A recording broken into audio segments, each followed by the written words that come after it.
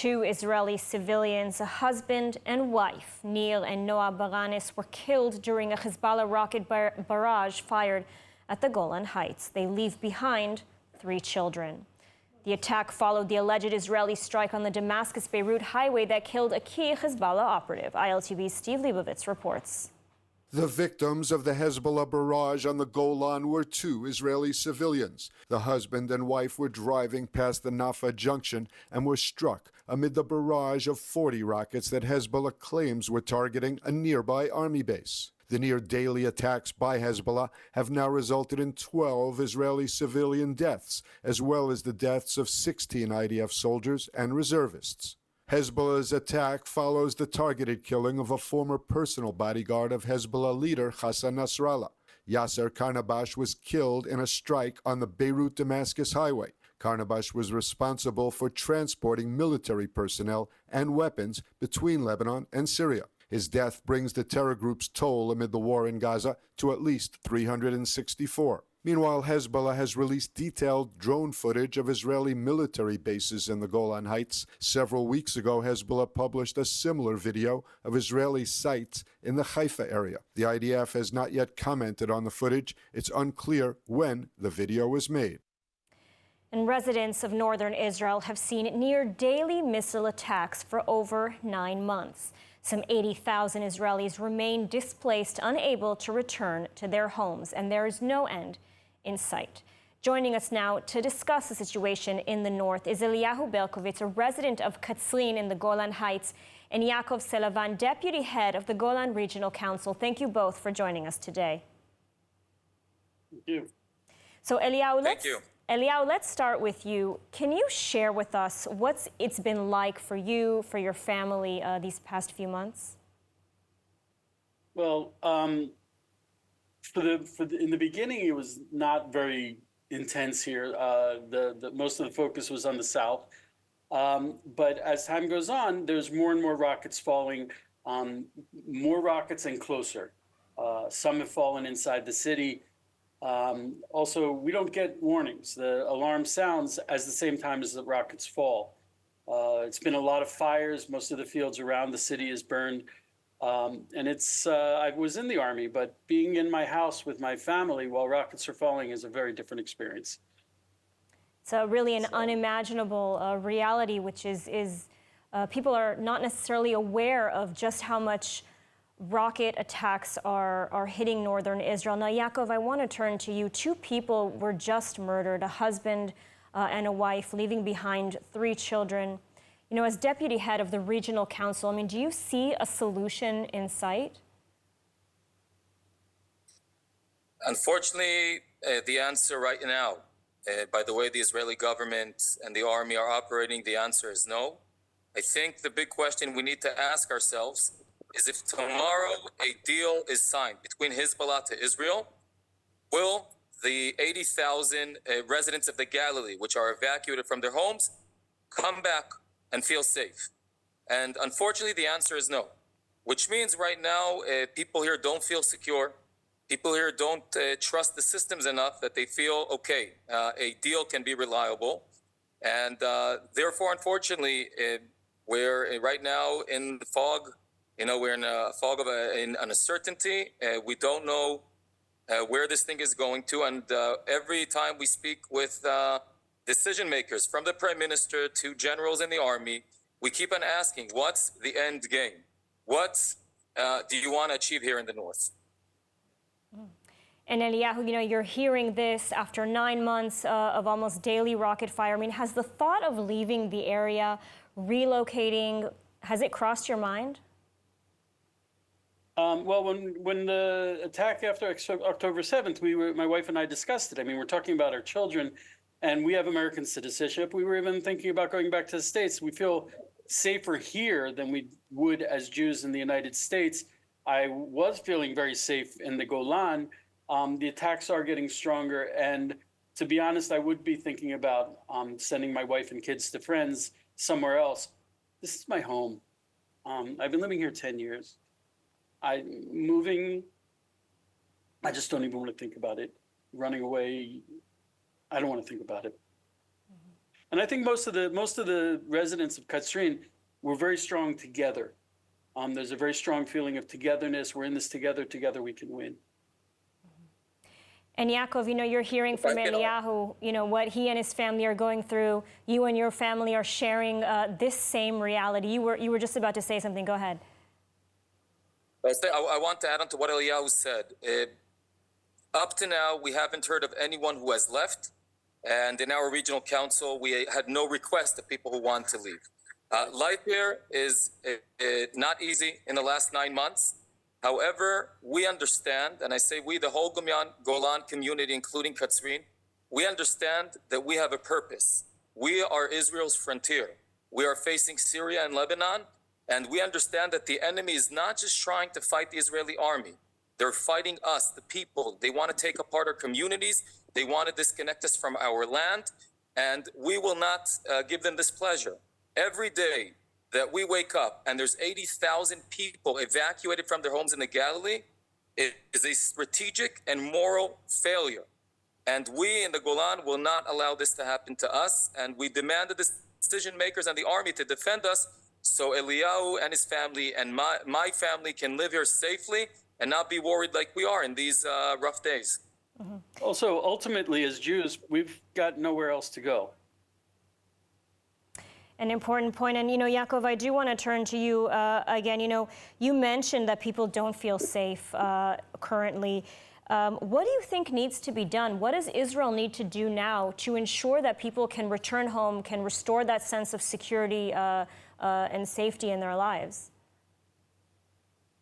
I think it all, first of all, starts with leadership. Last night, when I went to Kibbutz Ortal, where we lost our two dear residents, Noah and Nir, there wasn't that much that I was able to do, but the fact that I was there with them, in their pains, in their tears, hugging them, embracing them, it meant the world for them. And that's the job of leadership, to be there when it's hard. And so the first thing that people need to feel that the government is here with them. The government is present. It starts with supporting different programs for community resilience. It starts, I'm standing here, behind me is a bomb shelter, but we are lacking. There are thousands of homes in the Golan without bomb shelters, and we need the government to get involved here. Aside from that, I began with saying that if tomorrow there is a deal, will people come back to their homes? And the answer is no. That's because we understand that Hezbollah hasn't paid a heavy price, not enough. Something needs to happen that Hezbollah understands that you don't mess with us. And it can't be that my daughter is scared to go to kindergarten, and in Lebanon, kids are living normally. It's something we can't accept. Mm-hmm. And Eliyahu, do you share this feeling? Do you share this assessment? Absolutely. Even though I will say that since October 7th, I wouldn't say we've been under constant rocket attack, but I've been listening all day, every day, 7 days a week. The Israeli Air Force is overhead working. And I've seen the preparations up here from the IDF. We're about to get into a different stage where things are going to get very, very hard, and we have to stay together on this. We have to stay strong. And I totally agree. This is our home. We have to stay here. We have to be together, and we have to show the enemy this is our homeland. We're going to be here. Absolutely. All right. Right now, there's a security zone. Yeah, sorry. Right now, there's a security zone on Israeli soil. So what we demand in order to make sure that people can come back to their homes, the security zone needs to be on the other side. The enemy needs to pay a price. All right. Well, Yaakov and Eliyahu, thank you so much for joining us today. Thank you. Stay safe. We hope for better days. We hope to host you here for cherry picking and the good stuff that Golan has to offer on regular days. And you're all invited to stop by for coffee. Absolutely. We'll hope for quieter days. Thank you both. And moving on, mediation talks are underway in Doha, seeking an agreement for a hostage for ceasefire agreement between Israel and Hamas. The talks are being held amid heavy fighting in Gaza, and Defense Minister Golan said today that the IDF has killed 60% of Hamas terrorists in the Strip. ILTV's Steve Leibovitz reports. After talks in Cairo yesterday that focused on the Israeli-Egyptian border, officials expressed cautious optimism on the hostage for ceasefire agreement, but said reports of progress are premature and complex negotiations are expected. The officials say that immense efforts will be made in Doha to achieve a breakthrough, and the goal is to reach an agreement in the coming weeks. The Israeli delegation in Doha is led by Mossad chief David Barnea and Shin Bet head Ronen Bar. CIA head Bill Burns is attending, as are Egypt's intelligence chief Abbas Kamal and Qatari Prime Minister Al Thani. Ahead of the Doha talks, the mothers of Israeli hostages staged a silent demonstration in Tel Aviv's Hostage Square to mark 9 months since their sons and daughters were abducted by Hamas terrorists on October 7th last year. The event was called Mom is Waiting. We are the mothers. There is no love like a mother love. And we just want to ask everyone that involved in the negotiation to do whatever they can to make it happen. There is a deal on the table, and we need to do everything we can to make it happen.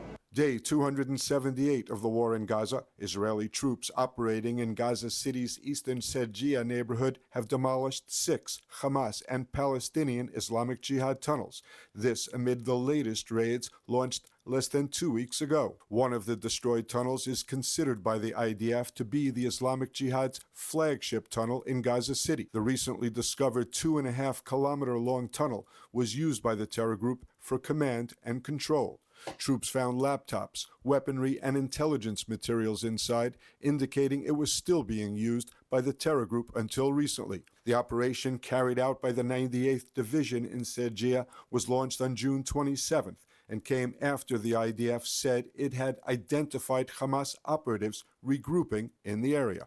More than 150 gunmen have been killed in Gaza City since the start of the latest raid. 4 IDF soldiers have been killed in the operation. Experience the power of truth with ILTV News. If you're looking for quality content and captivating visuals, join our news community and become an integral part of our team as we embark on a mission to unveil the real Israel, dismantling the web of lies and misinformation that surround reporting on Israel. By subscribing to ILTV News, you will not only have access to the latest updates, but you will also amplify our message, creating a ripple effect that carries the truth far and wide. Subscribe today and help reshape the narrative. Available on the web, Android, and Apple. The White House is accusing Tehran of trying to take advantage of Gaza-related anti-Israel protests in the U.S. Washington described Iran's behavior as unacceptable. The announcement came after the top U.S. intelligence officials said that Iran was trying to stoke discord in American society. Let's take a look at what they had to say. The U.S. government has a duty to warn Americans about foreign malign influences activities. This is important to help Americans guard against efforts by foreign powers to take advantage of or co-opt their legitimate protest activities. We will continue to provide these warnings as they arise. And today I just want to convey a firm message from here to Iran and any other foreign actor that seeks to conduct these types of influence activities. Meddling in our politics and seeking to stoke division is unacceptable. In medieval times, blood libels ignited pogroms that shattered our people. And now echoes of these lies persist in new blood libels. On college campuses, online, in the media, and halls of power, Jewish communities are facing this haunting echo of history once again. That's why we must speak out and make our voices heard. Today, there is only one organization that truly brings together Jewish communities from more than 100 countries and effectively elevates the voices of young leaders standing on the front lines in this battle for our survival, the World Jewish Congress. Since the Hamas attacks on October 7th, American Friends of Sheba Medical Center has stepped up in an extraordinary way.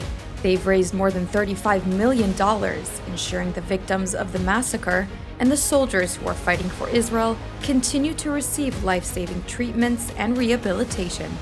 American Friends of Sheba has arranged for more than 150 volunteers to travel to Israel, providing critical support to the nation's largest and most comprehensive medical center. Be a part of the Shiva. Stand for health. Stand for Israel. Donate now. And Meta will now remove posts that contain the term Zionist when it's used with anti-Semitic stereotypes, dehumanizing comparisons, and calls for harm or violence directed against Jews or Israelis. The parent company of Facebook, Instagram, and Threads made the announcement Tuesday after determining that its existing policy does not sufficiently address the ways people are using the term Zionist online and offline. Meta examined the use of the term Zionist through its policy forum, consulting with some 145 external experts, including political scientists, historians, legal scholars, human rights experts, and digital rights groups. Meta's existing policy already prohibited using the word Zionist to refer to Jews or Israelis in two narrow situations. The new guidelines will expand on this hate speech. Examples of posts Meta will now remove include claims about Zionists running the world or controlling the media, calls for physical harm, denials of existence, comparison to animals, and more. And joining us now with more on Meta's announcement to remove certain posts attacking Zionists is ILTV's Emily Shraer. Emily, thank you for joining us today. Thanks for having me. So, Emily, this is an issue you've been involved with for quite some time. You know, Meta acknowledging that anti-Zionism is in fact anti-Semitism. And how significant is this decision? Well, this has been a long time coming. This is a project that I've worked on along with more than 125 different Jewish and pro-Israel organizations who have called on Meta as well as X, now under Elon Musk, and TikTok, of course, to adopt the IHRA definition of anti-Semitism, which basically says that there's classical and modern anti-Semitism. And that modern anti-Semitism, of course, is what we see today under the name of anti-Zionism. And so it's a huge success that finally we have been able to get Meta to agree that this is the modern form of anti-Semitism, the manifestation of the classical blood libels and tropes that we hear, the conspiracies. They're only replacing the word Jews and Judaism with Zionist and Zionism. And so to have that acknowledged is a great step forward in the battle against, honestly, all forms of hate speech on social media. Mm-hmm. And the announcement is, of course, welcome. But are you expecting them to actually be able to enforce this? Because, you know, doesn't it come down to the moderators in the end? Yeah, so all of the social media platforms have struggled with enforcement, even from Holocaust denial, because sometimes they're unable to find it. Sometimes it's done by an individual moderator who doesn't really understand the context. And that's why we advocated for the adoption of the IHRA definition as a training tool for content moderators. I don't know that we're at that point with Meta or with any of the platforms, but this is certainly a step forward. And I think that we will see positive change in the next coming years when it comes to dealing with this issue, at least from Meta, who have been very amenable from day one to conversations and listening to the needs of the Jewish community, as well as other persecuted minority groups.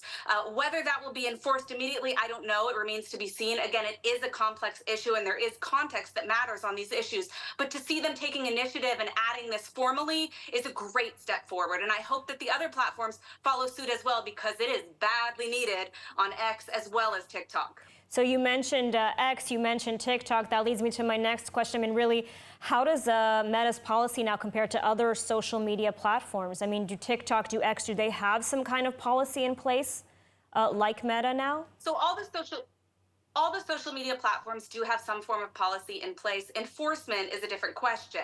We know that all of them have banned Holocaust denial, for example, but we still see Holocaust denial regularly, especially on platforms like TikTok and on X. We see a lot of neo-Nazi content, not a lot of content getting removed or even censored in one way or the other. So they have not stepped up to the plate when it comes to dealing with, especially since October 7th, the massive increase in online anti-Semitism that unfortunately has led to in-person anti-Semitism, even violence against Jews all over the world. So it's urgent. We need all of these social media companies to work together to develop a policy that identifies this content, that shuts it down, or at the very least places a warning so that other people getting this content know that the consensus Jewish community finds this anti-Semitic, that it is a risk, and that it impacts people in real life. Mm-hmm. Absolutely. All right, Emily, thank you so much for joining us today to talk about this very important issue. Thank you so much. Thanks. And now for something bittersweet. Earlier this week, a brave 7-year-old boy from Sansana battling a brain tumor had his dream come true as the Israel Police's Community Division made him an honorary officer for a day.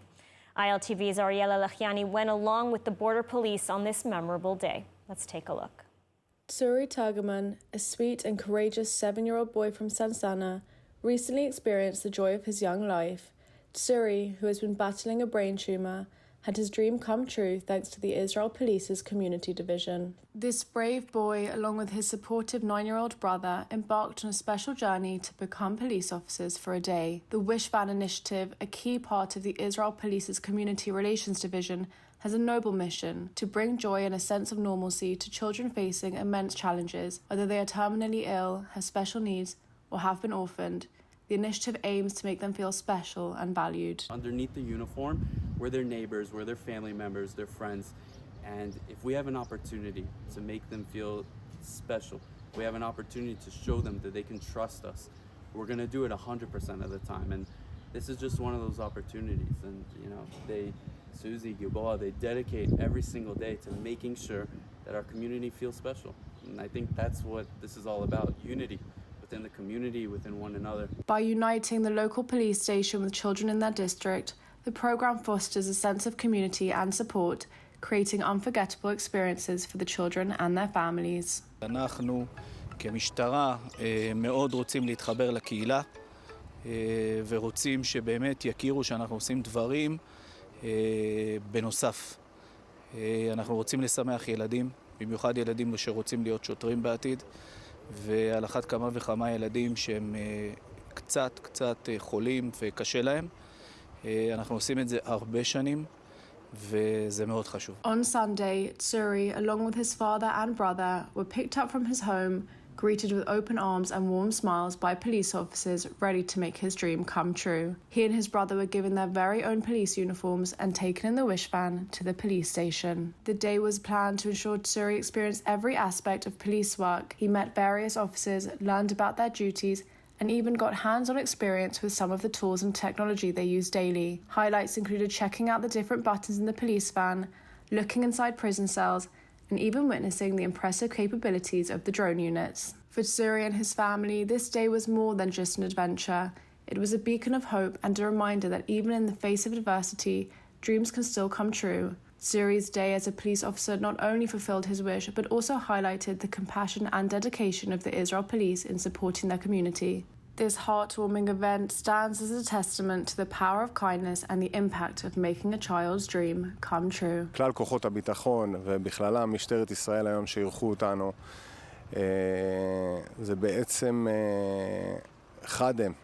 מצד אחד אזרחים, מצד אחד בעלי תפקיד ששומרים על ביטחוננו, ובתוך כל זה מוצאים את המקום, בתוך המלחמה הגדולה שאנחנו נמצאים בה, מוצאים את המקום גם לתת פינה חמה לילדים חולים. אנחנו כמשפחה מאוד מאוד מאוד מעריכים את זה. קשה. An incredible initiative. And now, let's take a look at the weather forecast. Clear skies are expected tonight around the country with temperatures reaching lows of around 25 degrees Celsius or 77 degrees Fahrenheit.